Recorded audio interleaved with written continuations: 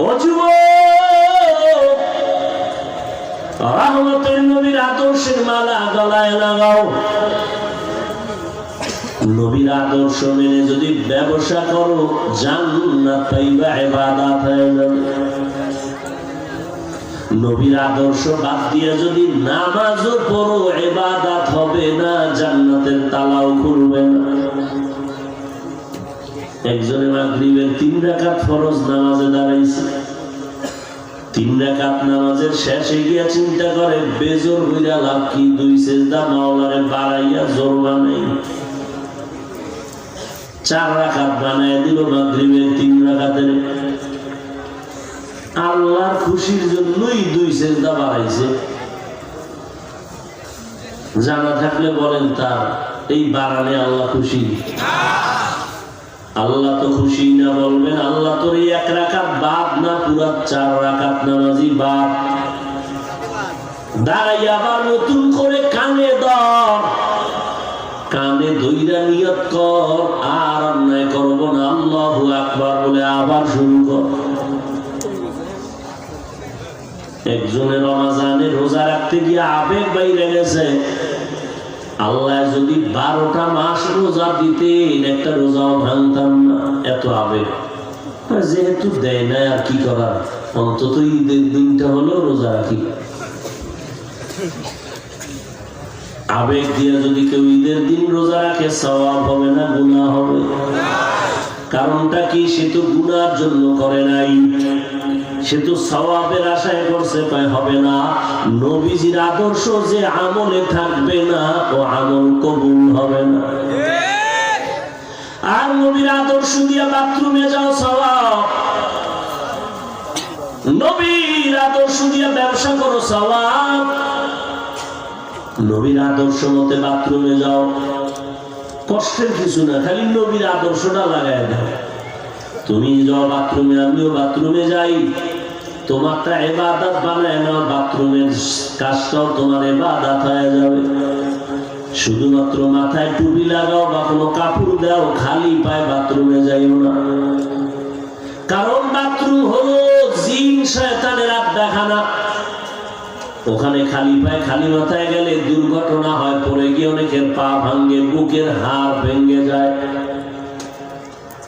যদি কেউ নবীর সুন্নাত অনুযায়ী বাথরুমে যায়, কোনোদিন পেঁচে পড়বে না, ঝামেলা হবে না। বাম পা দিয়ে বাথরুমে ঢুকো,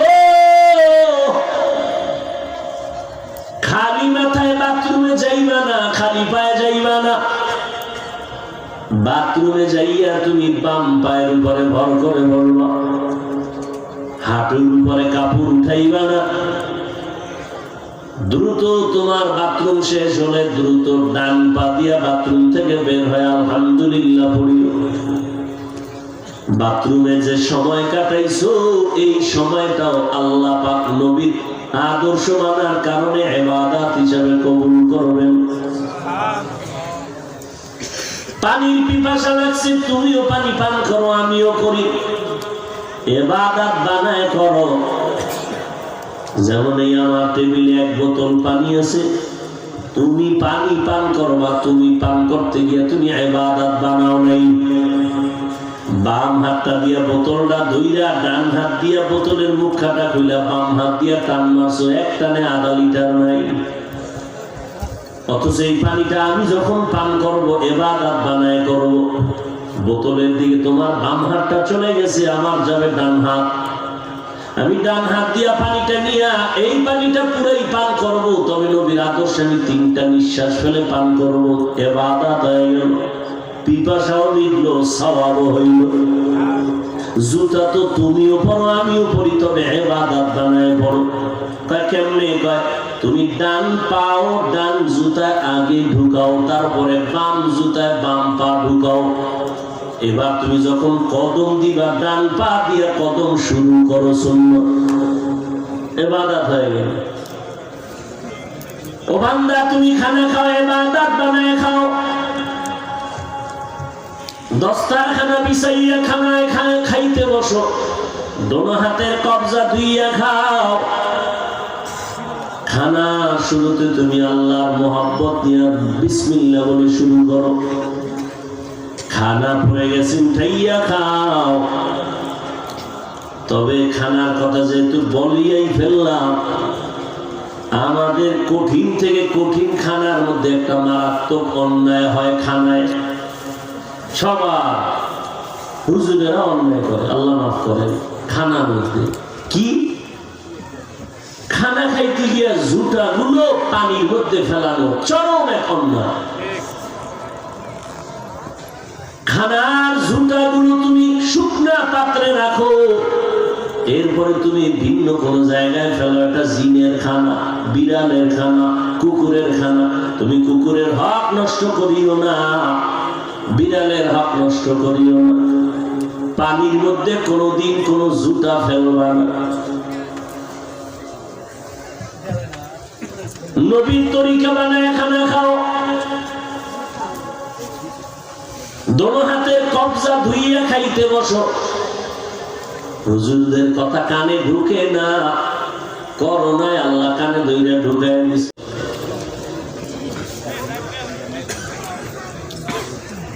হযরত অত্যন্ত সুন্দর ভাষায় কোরআন সুন্নাহর আলোকে দিক নির্দেশনামূলক আমাদের দুনিয়া আখিরাতের শান্তি ও মুক্তির স্বার্থে অত্যন্ত গুরুত্বপূর্ণ কথা বলেছেন। আল্লাহ পাক এই কথাগুলো আমাদেরকে আমল করার তৌফিক দান করেন এবং যে সতর্কবাণী আমাদেরকে দিয়েছেন কোরআন তেলাওয়াতের বিষয় নিয়ে এবং মোবাইলের বিষয়, ছবি তোলা, মোবাইল দেখা নিয়ে।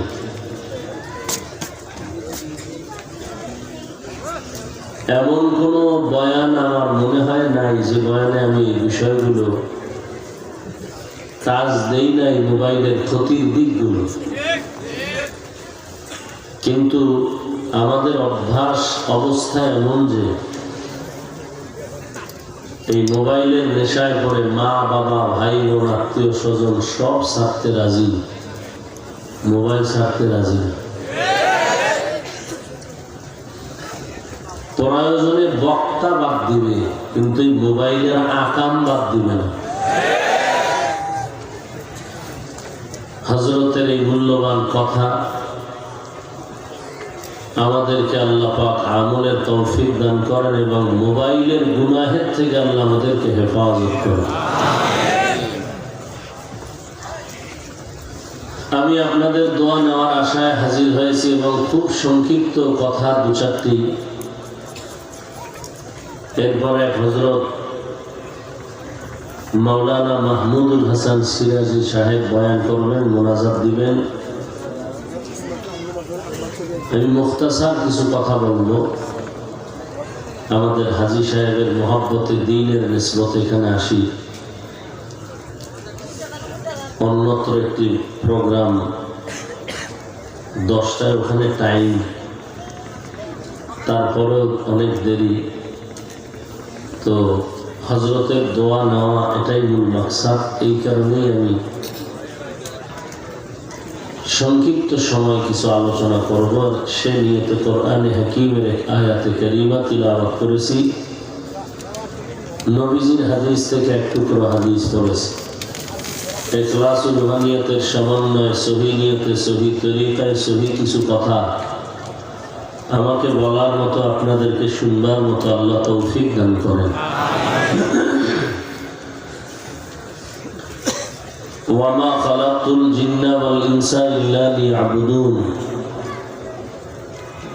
আল্লাহ পাক বলেন, আমি মানুষ এবং জিন সৃষ্টি করেছি একমাত্র আমার ইবাদতের জন্য। নবীজি বলেন, লা তাআতা লি মাখলুকিন ফি মাসিয়াতিল খালিক। আল্লাহকে অসন্তুষ্ট করে পৃথিবীর ভিন্ন কারো আদেশ নিষেধ গ্রহণ করা হারাম। আল্লাহকে অসন্তুষ্ট করে কোনো পীরের কথা, নেতার কথা, নেত্রীর কথা, উস্তাদের কথা, মা বাবার কথা কোনোটাই মানা যাবে না, সম্পূর্ণ হারাম। এক কথায় দুনিয়ার সকলকেই বেজার করা সম্ভব, আল্লাহকে অসন্তুষ্ট করা, বেজার করা সম্ভব না। কিন্তু আমরা করতেছি বেজার। পর্দা করলে আল্লাহ খুশি হবেন, কিন্তু আত্মীয় স্বজন বেজার। এখন আমরা আল্লাহকে অসন্তুষ্ট করে আত্মীয় স্বজনের খুশি ঠিক রাখার জন্য পর্দা লঙ্ঘন করেছি। দাড়ি না রাখলে আল্লাহ বেজার, আত্মীয় স্বজন খুশি। আত্মীয়র দিকটাকে প্রাধান্য দিয়া খুশি করার নিয়তে আল্লাহকে বেজার করে চলছে। প্রত্যেকটা ক্ষেত্রেই হাল।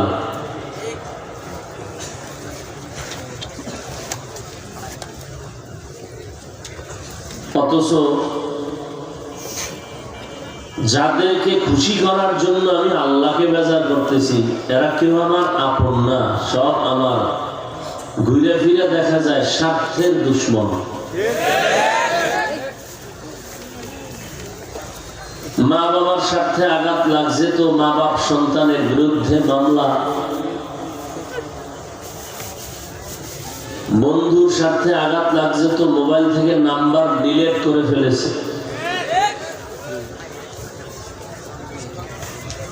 তাহলে যাদের পিছনে ঘুরিয়া আল্লাহকে ছেড়ে দিলাম, তারাই আমার বড় দুশ্মন। ঘুরে ফিরে আল্লাহই আমার আসল আর আপন।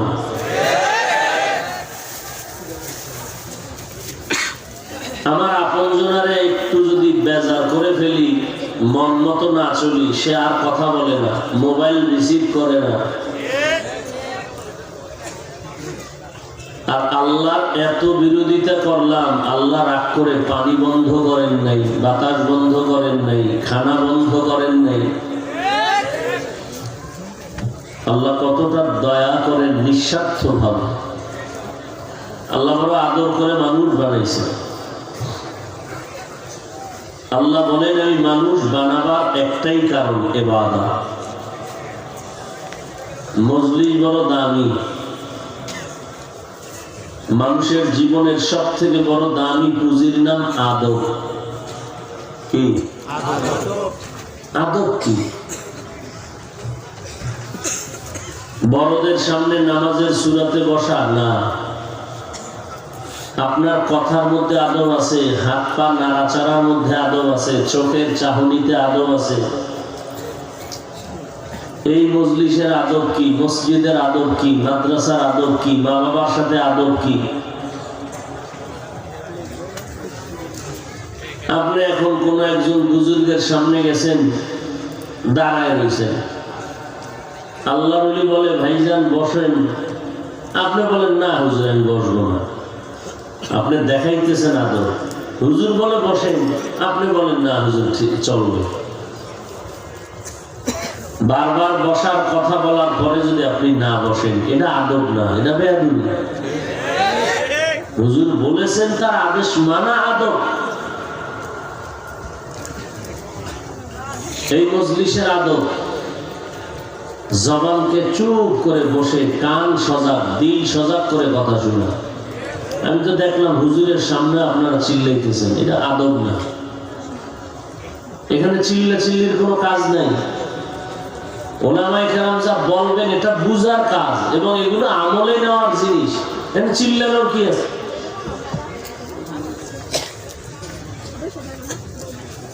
এটা মজলিসের আদব না। চিল্লানোর মাঠ আছে আলাদা, চিল্লানোর পরিবেশ আছে আলাদা। বাতিল মুনাফিক নাস্তিকদের বিরুদ্ধে উলামায়ে কেরাম ডাকবেন, আন্দোলনে নামবেন, সেখানে চিৎকার দিবেন যত জোরে, তত বাতিলের ঘুম হারাম হয়ে যাবে। এখানে তো চিল্লানোর জায়গা না। এখানে কথা বুঝতে হবে এবং দিলকে নরম করে এই নিয়তে আল্লাহকে বলতে হবে, আল্লাহ আমি তো রোগী, আমি তো গুনাহগার, গুনাহ নিয়ে ঢুকছি, তুমি আমার দিলকে নরম করো, এখান থেকে যেন গুনাহমুক্ত হয়ে যেতে পারি। এই নিয়ত নিয়ে যারা বসবে তারা চিল্লাবে কখন? তার দিল তো নরম, সে তো কান্নার ভাবে থাকবে। আবেগকে কন্ট্রোল করা উচিত। আল্লাহ মজলিস কবুল করেন। ওয়ামা খালাকতুল জিন্না ওয়াল ইনসা ইল্লা লিয়াবুদুন। এই মোবাইল, তোমার মোবাইল হাতে ধরা লাগবে কেন? কি এখানে মোবাইলের কাম কি? তুমি মনে করো কাম, এটা আকাম, কোনো কাম না। তুমি মোবাইল হাতে নিছো কেন? 24টা ঘন্টা মোবাইল নিয়ে তুমি ব্যস্ত, মরো।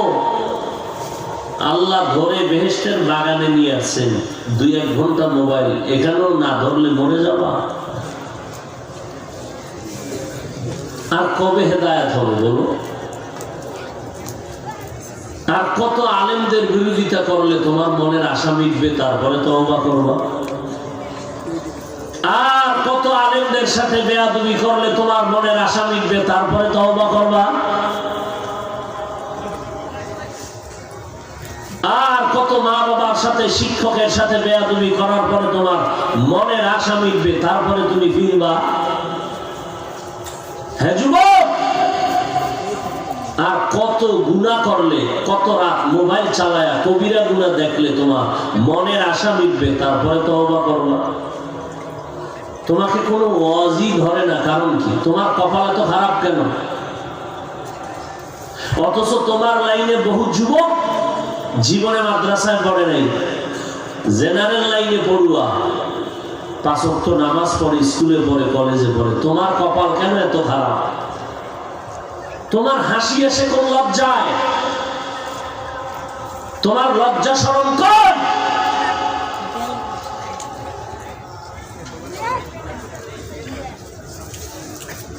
তোমার মতো যুবক র্যাব, আর্মি, পুলিশ, বিডিআরের চাকরি করে, নামাজ পড়ে, তুমি পারো না কেন?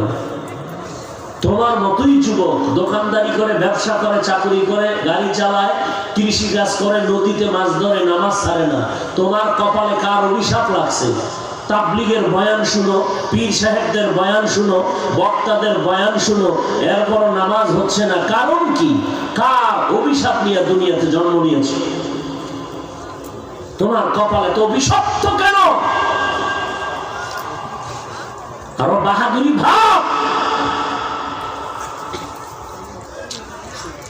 কি হবে তোমার বাহাদুরি করে? কত বাহাদুর বাড়িঘর ছেড়ে জঙ্গলে পালাচ্ছে, কিসের বাহাদুরি দেখাও? কই টাকাওয়ালা, বিল্ডিংওয়ালা? করোনায় তাজা প্রাণগুলো চলে গেল, ছাত্র জনতার বৈষম্য বিরোধী আন্দোলনে তাজা তাজা যুবকের প্রাণ চলে গেল। কিসের বাহাদুরি করো? অসুস্থ মানুষ সবাই বলে মরে যাবে, অথচ তার সামনে সুস্থ মানুষটা মরে গেল, অসুস্থ মানুষ এখনো বেঁচে আছে। কিসের মাস্তানি ভাব? এত শরীরের ভেতর অহংকার কেন? ওলামায়ে কেরামের কথা কানে ঢুকতেই গেছে না, কারণ কি? কি ভেবেছো তুমি? আল্লাহ কোরআন মিথ্যা? তো কেন এমন?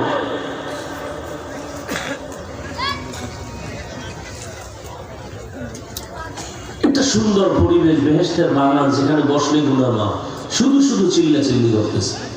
এই বাম পাশে কথা, ও পেছনে কথা, এটা একটা আদব।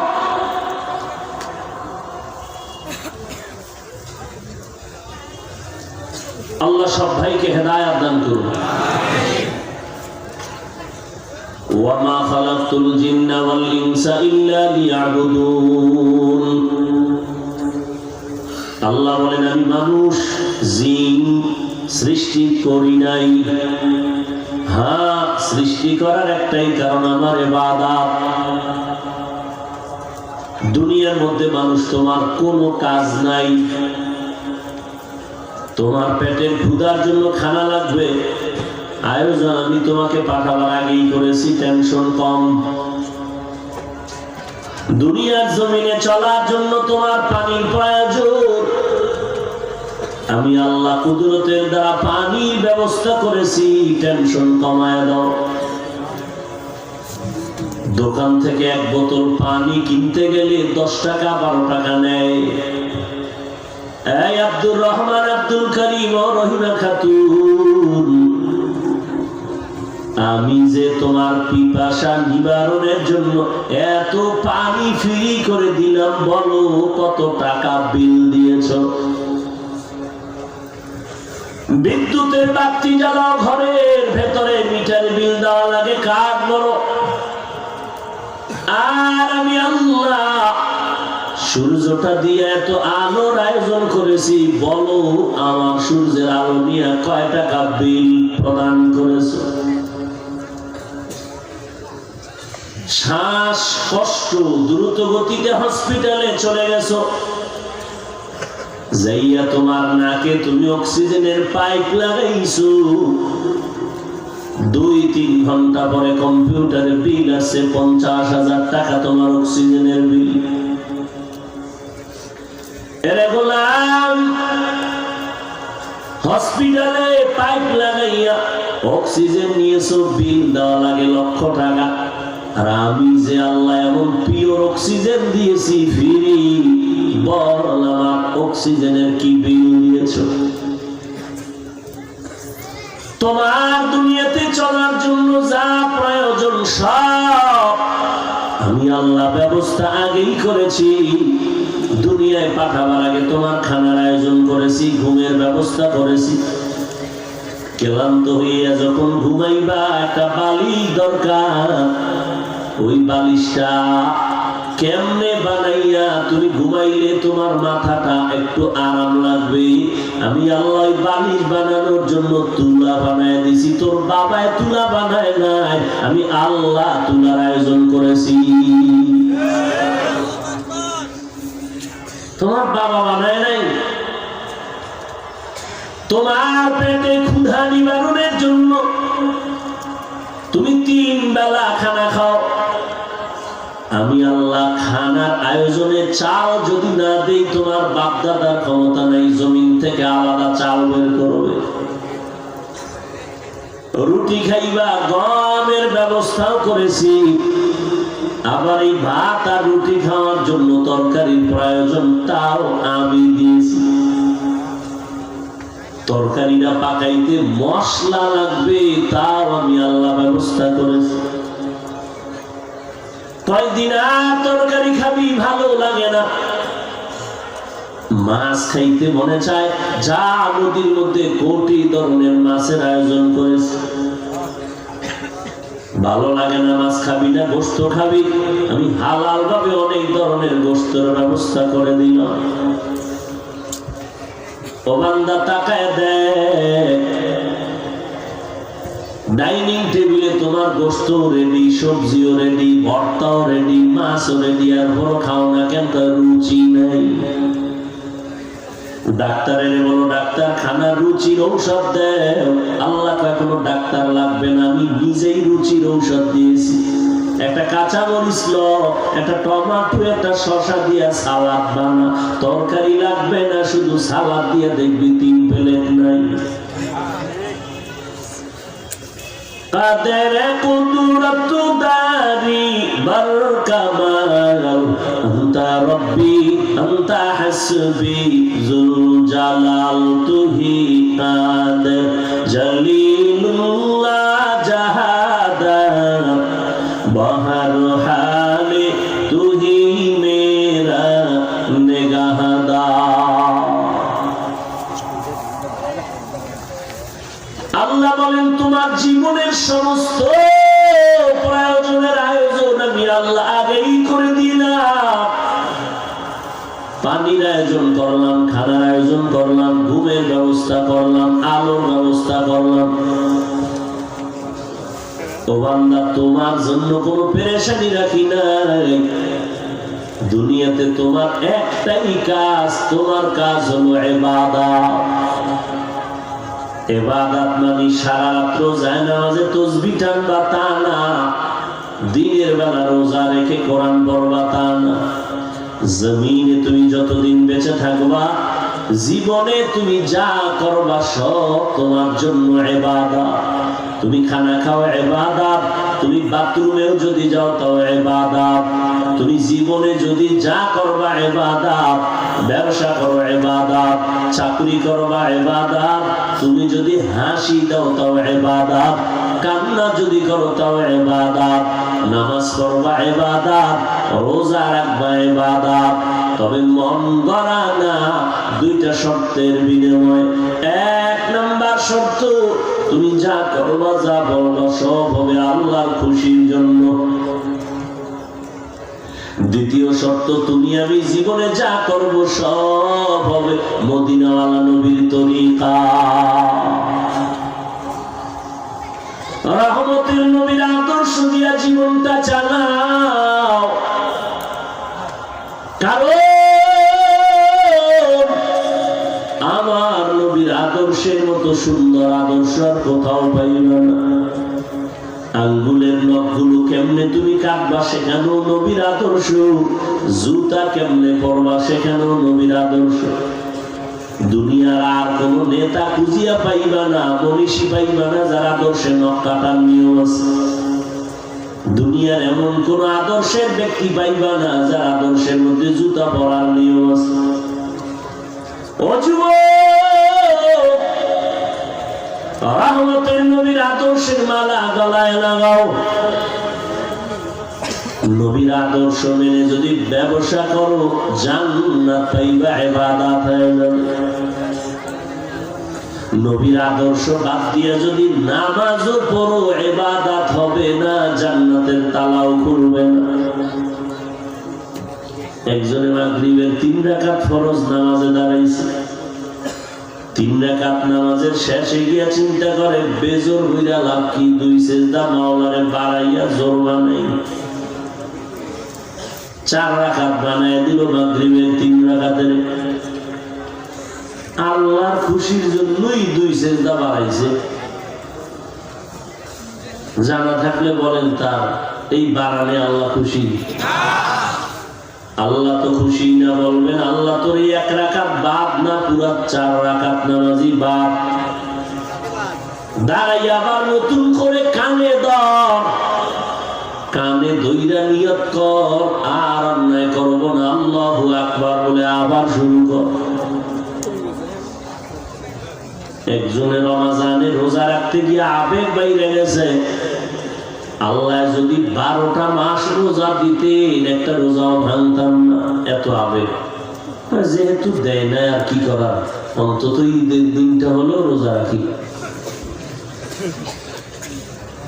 আবেগ দিয়ে যদি কেউ ঈদের দিন রোজা রাখে সওয়াব হবে না, গুনাহ হবে। কারণটা কি? সে তো গুনার জন্য করে নাই, সে তো সওয়াবের আশায় করছে, পায় হবে না। নবীজির আদর্শ যে আমলে থাকবে না ও আমল কবুল হবে না। আর নবীর আদর্শ দিয়া বাথরুমে যাও সওয়াব, নবীর আদর্শ দিয়া ব্যবসা করো সওয়াব। নবীর আদর্শ মতে বাথরুমে যাও, কষ্টের কিছু না, খালি নবীর আদর্শটা লাগায় দাও। তুমি যাও বাথরুমে, আমিও বাথরুমে যাই, তোমারটা ইবাদত বানায় নাও, বাথরুমের কাজটাও তোমার ইবাদত হয়ে যাবে। শুধুমাত্র মাথায় টুপি লাগাও বা কোনো কাপড় দাও, খালি পায়ে বাথরুমে যাইও না। কারণ বাথরুম হলো জিন শয়তানের আড্ডাখানা। ওখানে খালি পায়ে খালি মাথায় গেলে দুর্ঘটনা হয়, পড়ে গিয়ে অনেকের পা ভাঙ্গে, বুকের হাড় ভেঙে যায়। যদি কেউ নবীর সুন্নাত অনুযায়ী বাথরুমে যায় কোনোদিন পেঁচে পড়বে না, ঝামেলা হবে না।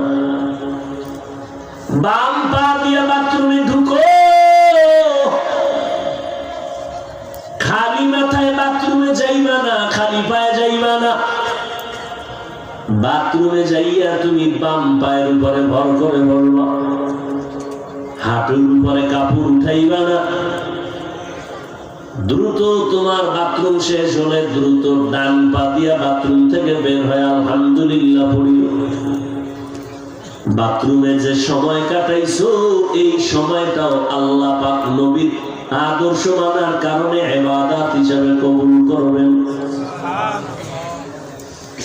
পানির পিপাসা লাগছে, তুমিও পানি পান করো, আমিও করি, ইবাদত বানায় করো।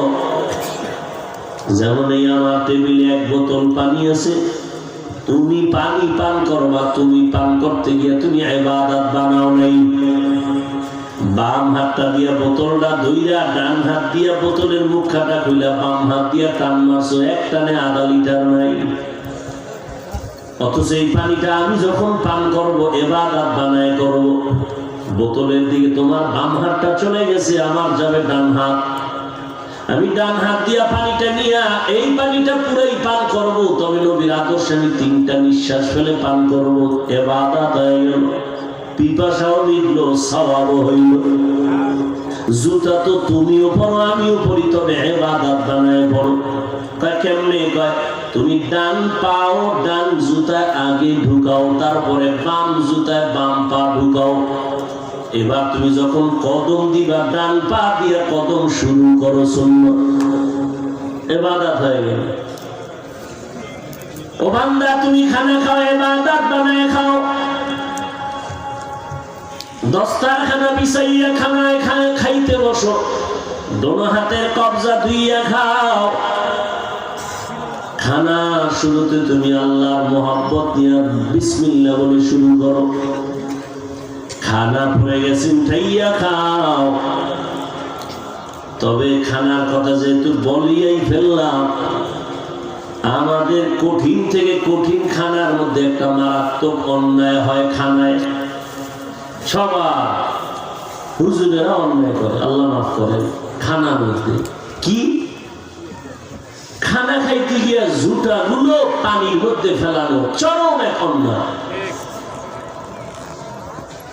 খানার জুতা গুলো তুমি শুকনা পাত্রে রাখো, এরপরে তুমি ভিন্ন কোন জায়গায় ফেলো। একটা জিনের খানা, বিড়ালের খানা, কুকুরের খানা। তুমি কুকুরের হক নষ্ট করিও না, বিড়ালের হক নষ্ট করিও না। পানির মধ্যে কোনোদিন কোনো জুতা ফেলবা না। নবীর তরিকা বানায় খানা খাও। দোনো হাতের কবজা ধুইয়া খাইতে বসো।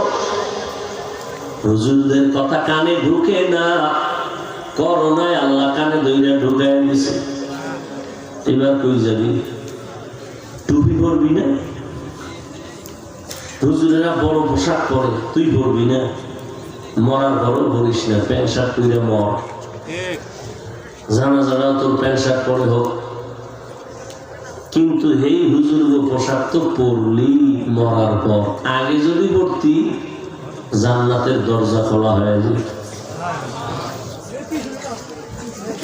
ও আমার কলিজার যুবক, শুরুতেই বলেছিলাম তোমার মতো যুবক জেনারেল লাইনে থাকিও আল্লাহর ইবাদত করে, নামাজ পড়ে, পর্দা করে, হালাল ভাবে চলে। তোমার মতো বান্দা জেনারেল লাইনে ব্যবসা করে, হারাম খায় না, নামাজ ছাড়ে না। বলো তুমি কেন পারো না? তোমার মতো জেনারেল লাইনের বান্দারে army, police, BDR, OC, DC SP, doctor, professor, engineer, নামাজি অভাব নাই। তুমি কেন পারো না? কয়দিন আর দুনিয়ায় বাহাদুরি করবা?